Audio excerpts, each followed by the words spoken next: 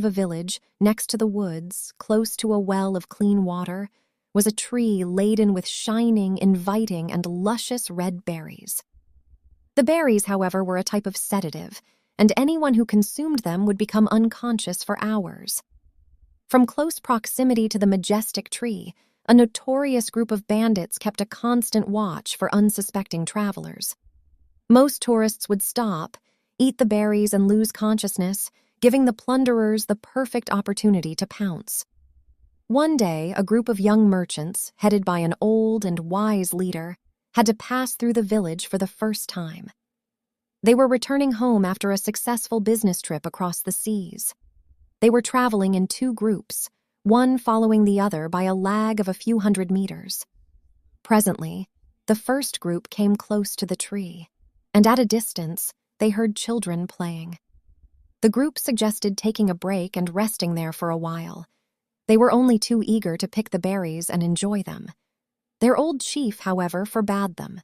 He advised them that the place was not safe to rest in either.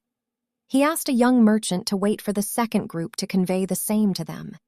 He insisted it was best to keep moving. The second group came to the tree, and their first reaction upon seeing the berries was just as human as the earlier groups. The appointed merchant, already waiting for them, passed on the message from the older man. The group deliberated and concluded that the chief was being paranoid. They made a stop, eased themselves, and rested there. Ignoring his advice, they vigorously shook the tree and several berries fell. They began devouring them, and before they knew it, they were lying there, unconscious.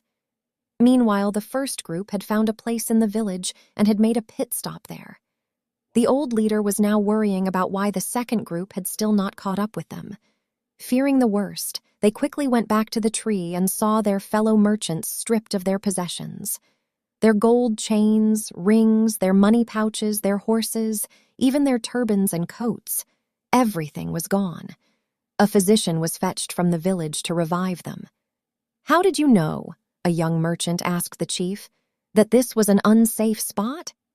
"There's a well of fresh water. The children could be heard playing from here. A populous village is close by. A tree can't remain fruit-laden in a public place like this." These signs made it abundantly clear that the